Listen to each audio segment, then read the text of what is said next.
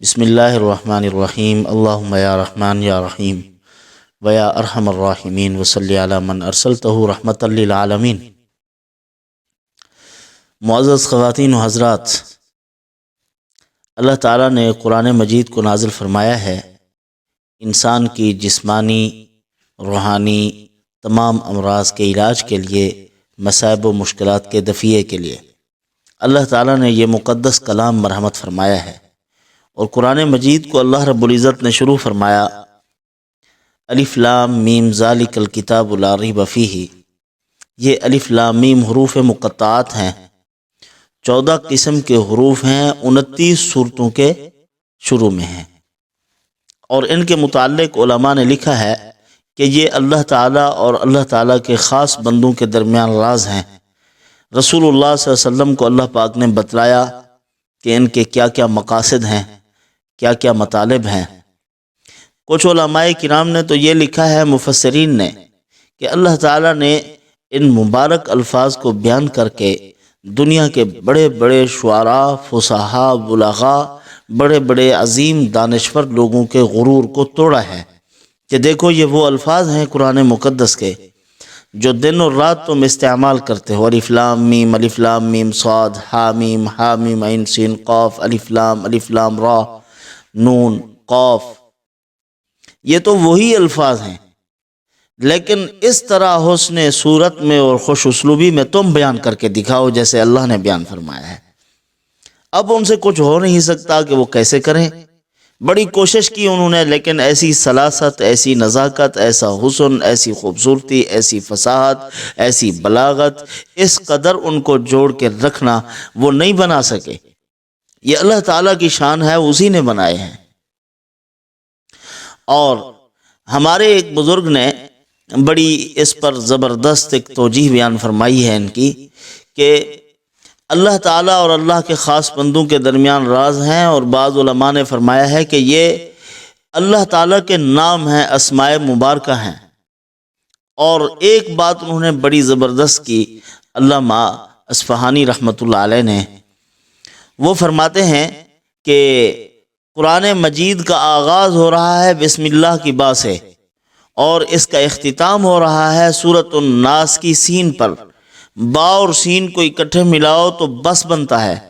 فرمایا کہ اب دیکھو اللہ تعالیٰ یہ بتلانا چاہتے ہیں کہ یہ وہ مقدس کلام ہے، یہ وہ مقدس کلام ہے کہ اس کے بعد بس ہے کسی انسانیت کی ہدایت کے لیے، خوبصورت پروگرام کے لیے، انسانوں کے شفا کے لیے، ان کے امراض دور کرنے کے لیے قرآن پر بس ہے، پھر اس کے بعد کوئی اور بات نہیں ہے، اسی پر بس ہے۔ تو قرآن مقدس ایک اللہ تعالیٰ کی عظیم کتاب ہے، اور اس کے فیض ہم حاصل کر سکتے ہیں۔ قرآن مجید کے جو پوشیدہ راز ہیں، اگر اللہ تعالیٰ ظاہر فرما دے تو بندے پھر قرآن پر بیٹھ جائیں گے، دائیں بائیں توجہ ہی نہیں کریں گے۔ جتنی کائنات میں ایجاد ہوئی ہیں، یہ ساری کی ساری اسی قرآن مقدس کا اعجاز ہے۔ تو قرآن مقدس کو پڑھنا چاہیے، اس سے فیض حاصل کرنا چاہیے۔ اتنی بڑا خزانہ موجود ہو، پھر بھی ہم در در کی ٹھوکریں کھاتے پھریں، بھٹکتے پھریں، تو پھر ہمیں اپنا سر پیٹنا چاہیے، ہمیں اپنی قسمت پہ ماتم کرنا چاہیے کہ اتنی بڑی دولت کے ہونے کے باوجود ہم غیروں کے در کے بھکاری ہو گئے ہیں۔ آج ہم دیکھ رہے ہیں غیروں کے دروازے پر، قرآن کے ہوتے ہوئے ہمیں دائیں بائیں توجہ نہیں کرنی چاہیے۔ یہ بحر بے عمیق ہے، یہ بحر بے کراں ہے۔ قرآن مقدس کا ایک ایک لفظ اللہ تعالیٰ کی طرف سے ایک بے انتہا خزانہ ہے۔ تو قرآن مجید کو پڑھ کر ہم اللہ تعالیٰ کی رحمتوں کو لوٹ سکتے ہیں، حاصل کر سکتے ہیں، اپنے سارے مسئلے حل کر سکتے ہیں۔ تو بہرحال یہ جو حامیم عین سین قاف اور کاف ہا یا عین صاد، یہ جو الفاظ ہیں، یہ بڑے مؤثر وظائف ہیں، یوں سمجھیے۔ جو آدمی ان کے نام، اس نام کی برکت سے، یہ دونوں نام حامیم عین سین قاف، کاف ہا یا عین صاد، شروع میں یا لگا دے، یا حامیم عین سین قاف، یا کاف ہا یا عین صاد، اس طرح پڑھتا ہے اللہ تعالیٰ اس کی دعا کو قبول فرماتے ہیں۔ اس طرح پڑھ کے دعا مانگتا ہے، یا حامیم عین سین قاف۔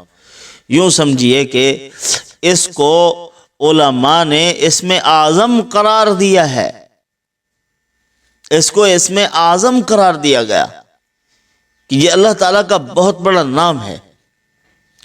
تو ان ناموں کی برکت سے اللہ تعالیٰ سے دعا مانگیے، یا حامیم عین سین قاف، یا کاف ہا یا عین صاد۔ اے اللہ میرا فلاں فلاں مسئلہ حل کر دیجئے، میری ضرورتیں پوری کر دیجئے۔ تہجد کے وقت میں اٹھیے اور بھیکاری بن کے اللہ کی بارگاہ میں بیٹھیے اور اس طرح کی دعائیں مانگیے اللہ تعالیٰ سے۔ اپنی قسمت کو جگانے کے لیے اللہ تعالیٰ سے مانگو، اور اپنے اللہ تعالیٰ کے خزانے کی کھوج لگانے کے لیے اللہ تعالیٰ سے مانگو۔ یہ راز ہیں، اسی پر کھلتے ہیں جو ان کو پڑھتا ہے، ان الفاظ کے ذریعے سے اللہ تعالیٰ سے دعائیں مانگتا ہے۔ تو کیجئے، ان کا فیض حاصل کیجئے۔ قرآن مقدس پر بس ہے، سارے خزانے اللہ نے اپنی اس کتاب مقدس میں رکھے ہیں، اور متکلم کا اس کے کلام میں جلوہ موجود ہے۔ ہم اللہ تعالیٰ کے جلوے کو اپنی آنکھوں سے دیکھ سکتے ہیں جب ہم قرآن کو پڑھنا شروع کریں گے۔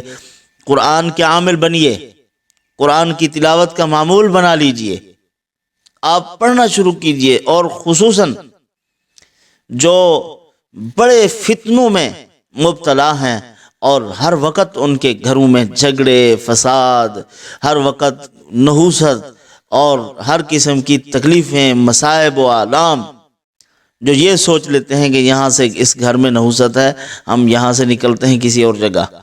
حضور صلی اللہ علیہ وسلم نے فرمایا گھر میں نحوست نہیں ہوتی، انسانوں کے کرداروں میں نحوست ہوتی ہے۔ گھوڑے میں نحوست نہیں ہوتی، اس کے مالک میں نحوست ہوتی ہے۔ عورت میں نحوست نہیں ہوتی، بندے خود منحوس ہوتے ہیں۔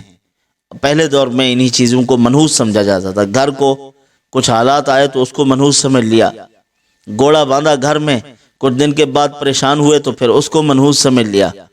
اور اسی طرح عورت کوئی بیچاری آئی کسی کے گھر میں، اللہ تعالیٰ تو فرماتے ہیں یہ بخت ہوتی ہیں، لیکن یہ سمجھتے ہیں کہ جب سے یہ گھر میں آئی ہے مصیبتیں شروع ہو گئی ہیں۔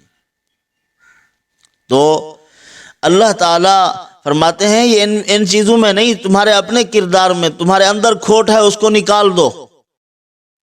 تو جو اس طرح کے پریشان لوگ ہیں ان کو چاہیے وہ روزانہ سورۃ کہف کا اول اور آخری رکوع پڑھنے کی عادت بنا لیں۔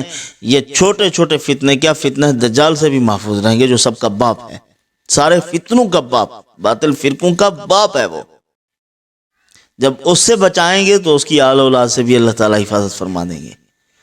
تو آپ اہتمام کیجئے، کسی وقت کوئی نماز، کسی نماز کی سنتوں میں نفل پڑھ رہے ہو، فرض پڑھ رہے ہو، سنتیں پڑھ رہے ہو، ان کے اندر آپ ایک رکعت میں پہلا رکوع اور دوسری رکعت میں آخری رکوع پڑھ لیں تو اللہ تعالیٰ فضل فرمائیں گے، سارے فتنوں سے اللہ تعالیٰ حفاظت فرمائیں گے۔ اگر ہو سکے تو سورۃ فتح کا اہتمام کیجئے، راستے بھی بہت بنیں گے اور آپ کے لیے مسائل بھی حل ہوں گے۔ اور اللہ تعالیٰ جو لوگ آپ کو ہاتھوں کے ذریعے سے تکلیف پہنچانا چاہتے ہیں، زبانوں کے ذریعے سے آپ پر تیر چلاتے ہیں، اللہ تعالیٰ ان کی زبانیں بھی بند فرما دیں گے، ان کے ہاتھوں سے بھی آپ کی حفاظت فرما دیں گے۔ تو بہرحال یہ ایک ضروری چیز تھی، ضروری بات تھی، ضروری گفتگو میں نے آپ کے سامنے کر دی ہے۔